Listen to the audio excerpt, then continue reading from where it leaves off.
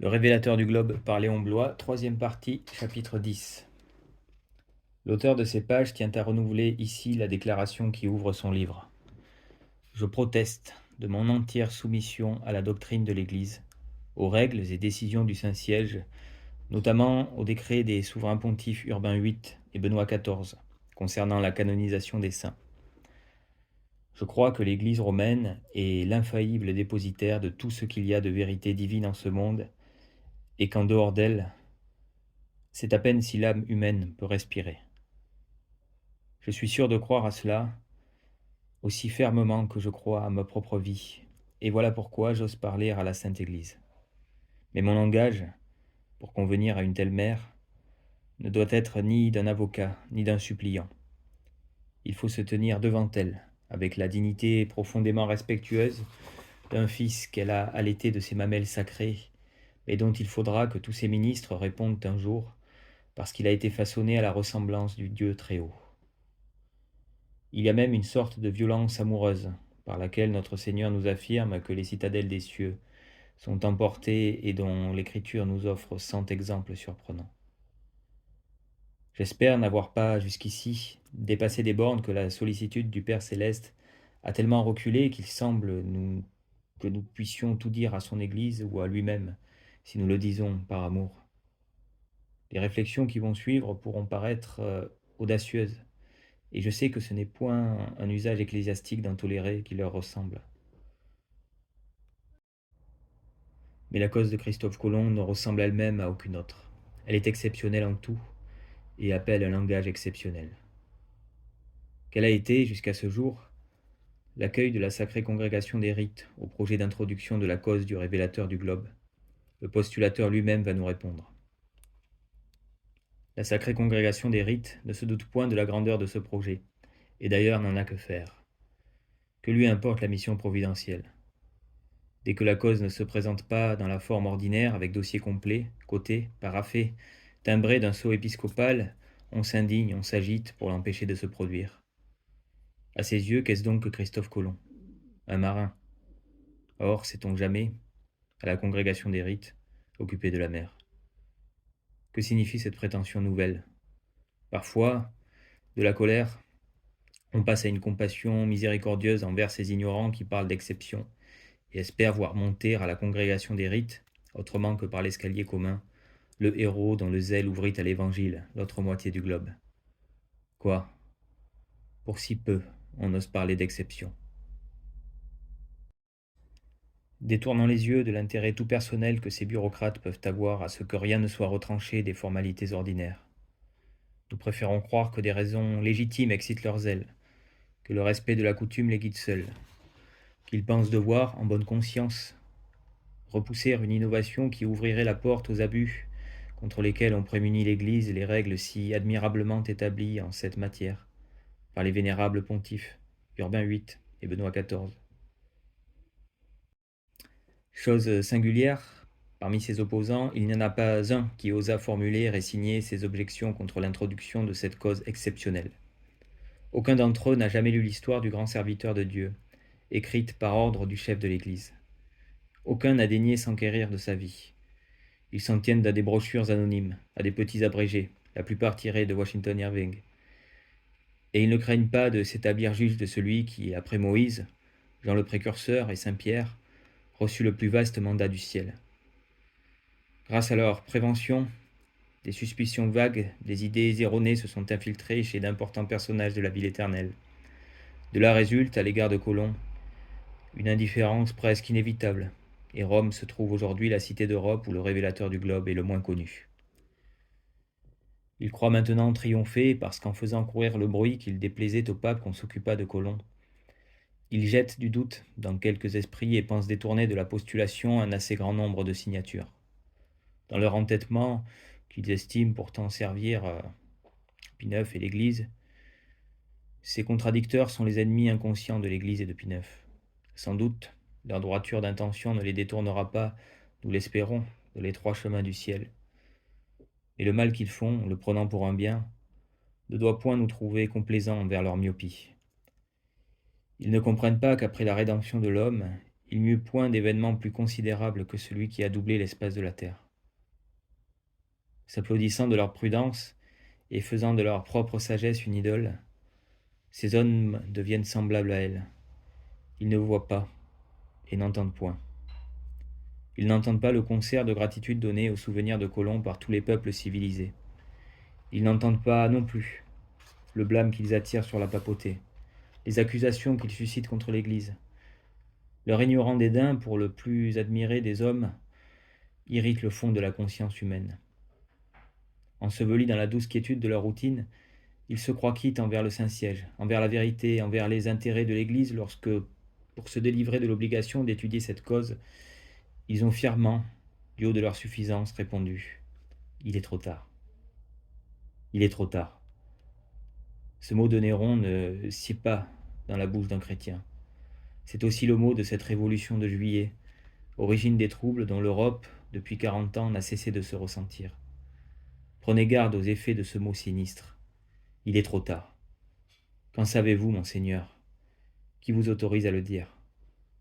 Vous qui ignorez la vie de cet incomparable disciple du Christ. Vous qui ne connaissez ni ses actes, ni ses sentiments, ni ses vertus, ni ses miracles. Vous qui ne savez pas discerner l'opportunité des temps, les coïncidences providentielles et les intérêts généraux du catholicisme. Vous qui n'avez pu comprendre la grandeur de cette cause, son caractère auguste, l'éclat qu'elle ajouterait au pontificat de Pie IX. Comment osez-vous répondre « il est trop tard » ? Défiez-vous de ce mot cruel. Craignez que le monde ne vous l'applique à son tour.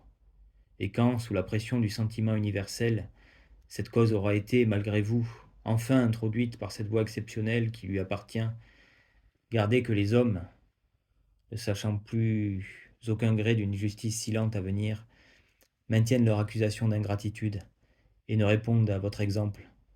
Il est trop tard. Les bureaucrates et leurs patrons qui, d'une conscience tranquille, travaillent dans l'ombre à faire écarter cette cause, ne conçoivent pas plus sa grandeur que son opportunité. Ils ne voient point que, bien loin d'arriver trop tard, elle eût été malvenue à se montrer plus tôt, qu'elle se présente au moment choisi, le seul, où elle pouvait et devait apparaître. La cause du grand chrétien, dont la foi nous a valu un monde, est évoquée par l'opinion universelle des catholiques, à l'heure pleine d'effroi et d'anxiété, où un esprit d'erreur passe comme un souffle de mort sur l'Europe, faisant les ténèbres, égarant les peuples avec leurs pasteurs, s'efforçant d'obscurcir les notions du juste et du vrai dans les âmes, d'arracher de nos cœurs les plus chères croyances, d'opposer à la maternelle autorité de l'Église la raison et la déraison individuelle, à la fixité de la doctrine les vacillations des systèmes d'aboutissant au désespérant abîme de la négation. Lorsque les enseignements du Sauveur sont repoussés dédaigneusement et qu'on traite de vieillerie décrépite tout principe d'ordre, de respect, de stabilité, n'est-il pas à propos de solenniser l'homme de la foi, qui, par elle seule, triomphant de la sagesse purement humaine, accomplit l'œuvre la plus immense de ce globe, la plus féconde pour l'extension du catholicisme. Quand la spoliation du Saint-Siège, cauteleusement préparée, puis brusquement consommée pendant les désastres de la France, impuissante aujourd'hui à punir cet outrage, laisse impassibles les gouvernements catholiques, n'est-il pas opportun de glorifier l'indéfectible attachement du héros qui aima la papauté d'une dilection sans pareille et en donna un exemple unique dans l'histoire?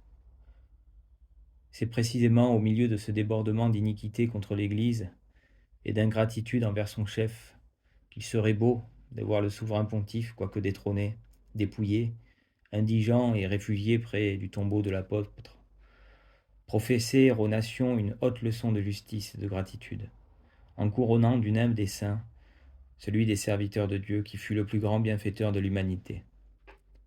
Qu'ils le sachent bien, ces hommes matériels qui assimilent la cause du révélateur de la création à celle d'un saint ordinaire. La voie exceptionnelle dont ils s'étonnent et s'irritent est la voie naturelle de cette cause, la seule qui soit compatible avec sa grandeur et son caractère propre. Leurs efforts n'aboutiront qu'à la retarder au détriment de la piété et de l'honneur ecclésiastique.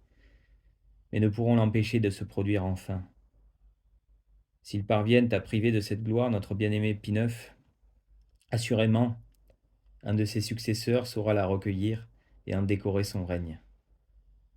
Ces méticuleux personnages, ennemis sans le savoir de l'influence du Saint-Siège, ne se doutent pas du reproche qu'ils suscitent contre sa gloire.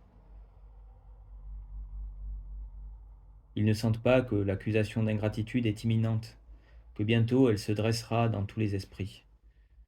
Plus les résultats de l'œuvre de Colomb seront connus, plus on s'étonnera de l'oubli ou du silence de l'Église qu'il a si prodigieusement agrandi. Faut-il le leur apprendre? D'abord dirigé contre l'Espagne et l'Italie, le reproche d'ingratitude l'est maintenant contre Rome. Ces généreuses remontrances, publiées il y a 10 ans, ont encore aujourd'hui la même justice et la même portée rigoureuse. La cause de Colomb a grandi dans l'opinion, et le nombre des adhésions épiscopales s'est accru, jusqu'à former une écrasante majorité. Mais en ce qui concerne la congrégation des rites, sur qui porte, en somme, la plus grosse part de responsabilité devant Dieu et devant les peuples, les choses en sont demeurées exactement au même point. Assurément, il ne me convient pas d'ajouter ma voix non autorisée à la voix chaleureuse du postulateur officiel. Le pape Pie IX, en lui confiant son glorieux mandat, a pleinement investi du droit de parler. Mais, après tout, ma qualité d'enfant de l'Église me donne bien quelques droits aussi, et il ne m'est pas défendu d'exprimer à ma façon le douloureux étonnement de mon cœur. Et j'ose affirmer que cette plainte n'est pas de moi seul, qui ne suis rien qu'une obscure unité pensante, mais de toute une foule qui la profère par ma plume et qui se réjouira de mon audace. Toutes les âmes ferventes et généreuses, toutes les intelligences ouvertes aux grands, tous ceux qui ont faim de justice et qui veulent que l'Église soit magnifique, sont avec moi et approuveront mon impatience. Nous sommes aux pieds du souverain pasteur des âmes, de qui procède après Dieu toute plénitude de consolation et tout rassasiement humain, et qui ne possède pas seulement les clés du ciel, mais encore les verrous et les triples barres qui font captif le prince du monde en limitant son pouvoir. Nous demandons humblement à ce Père de vouloir bien user de son autorité suprême pour établir une exception en faveur du sublime apôtre sur qui pèse une injustice dont l'énormité et la durée scandalisent l'univers. La puissance du pape Léon XIII pour faire exception à la règle n'égale-t-elle pas celle du pape Benoît XIV pour l'établir? Et le successeur de Saint-Pierre doit-il être contenu par le déplorable zèle de quelques-uns de ses serviteurs qui prétendent limiter ses privilèges? Nul plus que nous, dit encore le comte Rosely de l'Orgue, n'honore l'éminente mémoire des papes Urbain VIII et Benoît XIV. Nul plus que nous n'apprécie la sagesse de leur prévoyance, l'opportunité de leurs décrets. Nul plus que nous n'en demande le maintien strict, absolu, l'application rigoureuse et l'immuable stabilité. Mais ces règles ne sauraient prévaloir contre l'élu de la Providence, et priver à jamais des honneurs de l'Église celui qui l'a si prodigieusement amplifié. Nous sommes même persuadés que ces deux illustres pontifes, observateurs sagaces des signes et du caractère de la sainteté, seraient aujourd'hui les premiers protecteurs de cette grande cause, et qu'ils formuleraient glorieusement pour Christophe Colomb l'exception actuellement sollicitée près de leur successeur. Chapitre 11. Donc, le pape, seul, est désormais l'espérance de cette cause extraordinaire. La justice, la piété, la grandeur de l'Église, la gloire de Dieu, le pressent, l'implorent et n'espèrent qu'en lui. Il faut avoir le cœur de le dire. Depuis longtemps déjà, la question n'est autre que celle-ci. Qui sera définitivement vainqueur, de Satan ou du vicaire de Jésus-Christ? Qui est comme Dieu? Qui est comme Lucifer? Le formidable dialogue angélique, perpétuel dans les cœurs humains, recommence ici son grand éclat. Et c'est avec une angoisse immense que les chrétiens en vont être les auditeurs. En 1870, la chrétienté fut à la veille de contempler, en plein concile œcuménique, une scène d'une majesté et d'une splendeur étonnantes, qui eût rappelé, par la simplicité et le grandiose, quelques-uns des plus pathétiques événements de l'histoire des premiers siècles. L'archevêque d'Avignon, Monseigneur Dubreuil, admirateur chaleureux de Colomb, avait décidé de porter la parole au sein de l'Assemblée, et dans un de ses discours enthousiastes, où l'orateur, s'inspirant de son propre trouble, submerge de son âme tout son auditoire, il devait faire la motion de proposer au concile l'introduction de la cause par acclamation. Le succès de cette généreuse hardiesse était certain. La masse des évêques américains et la moitié des autres n'eussent fait qu'une seule clameur. Le pape, qui ne demandait pas mieux, était glorieusement, saintement forcé, et la déclaration de vénérabilité était prononcée ipso facto.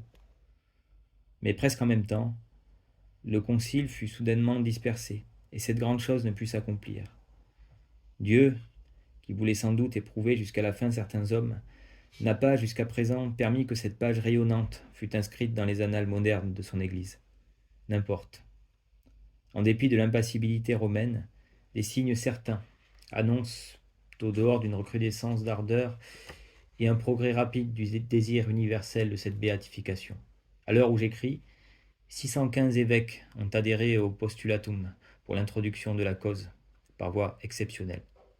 Un grand nombre d'entre eux se sont adressés directement au chef de l'Église.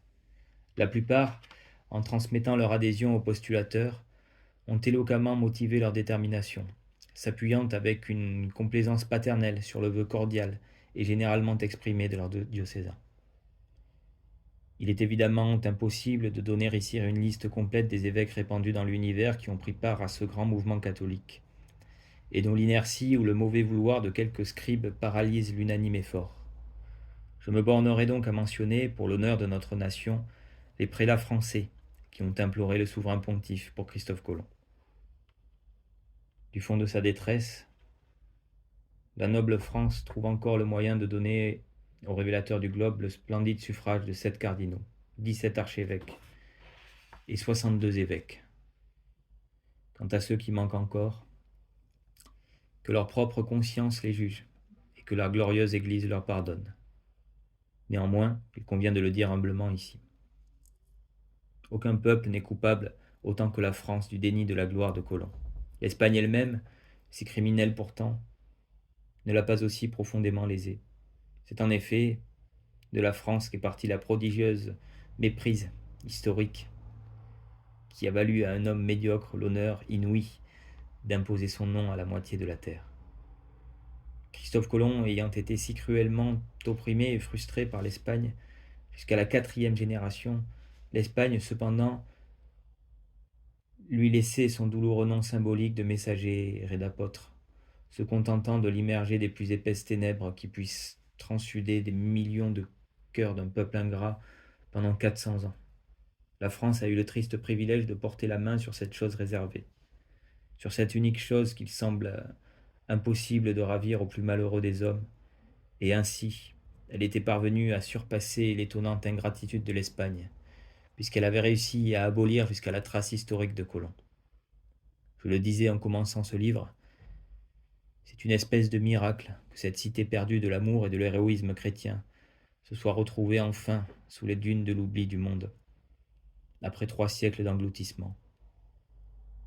Le fait de la mission divine de Colomb n'étant désormais, sans nul doute, aux yeux de tout être pensant, c'était donc un strict devoir pour la France d'en rendre témoignage devant l'Église et devant tous les peuples qu'elle avait trompés. Elle a déjà presque complètement réparé son crime en lui donnant un historien et le suffrage de presque tous ses évêques. Pourquoi ne lui donnerait-elle pas encore davantage? En raison même des dons extraordinaires qui lui furent départis, la fille aînée de l'Église est dans cette habitude dangereuse de ne jamais avoir de mesure. On ne sait pas ce qui la pousse, mais elle ne va jamais au médiocre.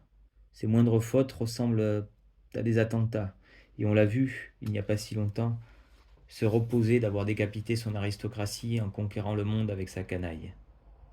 Aujourd'hui, elle est tellement descendue dans l'abjection que les autres peuples, penchés sur le même abîme, commencent à ne plus l'apercevoir, et c'est sans doute pour cette raison qu'on parle tant de la fin du monde. Mais La vérité a besoin de la France, disait de Maistre. Or, sait-on bien ce qu'est la vérité? C'est simplement la deuxième personne divine, d'après son propre témoignage, dans l'évangile de Saint Jean. Dieu lui-même a donc besoin de la France. Autant que Dieu puisse avoir besoin de sa créature, et nul ne peut connaître ce besoin, qui est à la mesure de ses desseins sur le monde entier. C'est pourquoi j'ai dit que cette nation privilégiée est hors de mesure. Les pilates de la politique peuvent se demander aujourd'hui ce que c'est que la France, comme l'autre Pilate se demandait ce que pouvait bien être la vérité. C'est un juste retour de ce scepticisme flagellant dont elle a inondé la terre, aux dépens des saints du Seigneur. Mais qu'ils prennent garde à cette fille dont Dieu a besoin, et qu'ils se souviennent de la résurrection du Maître. L'Église prononcera bientôt, sans doute, sur Christophe Colomb. En ce jour, la France commencera peut-être à discerner l'honneur infini dont la miséricorde éternelle accable son indignité. Toute ruisselante qu'elle est de ses abominations, la grande méprisée des peuples aura néanmoins vengé la justice divine elle-même du mépris de tout l'univers. Qui donc oserait dire que cela seul ne peut pas suffire? Et qui sait si cette réhabilitation, toute tardive qu'elle soit, du plus sublime apôtre qu'on ait vu depuis les compagnons du Fils de l'homme, n'est pas précisément ce qu'il faut pour rompre les cieux et pour faire descendre la miséricorde sur cette apostate de la croix, qui ne sait plus ce qu'elle fait depuis si longtemps qu'on lui donne à boire le vin terrible de la désobéissance. Voici donc, pour finir, le nom de tous les prélats français. Ils viennent de rendre à leur patrie humiliée et coupable l'incomparable service de lui faire accomplir le plus grand acte d'équité humaine dont ce triste siècle puisse espérer d'être le témoin.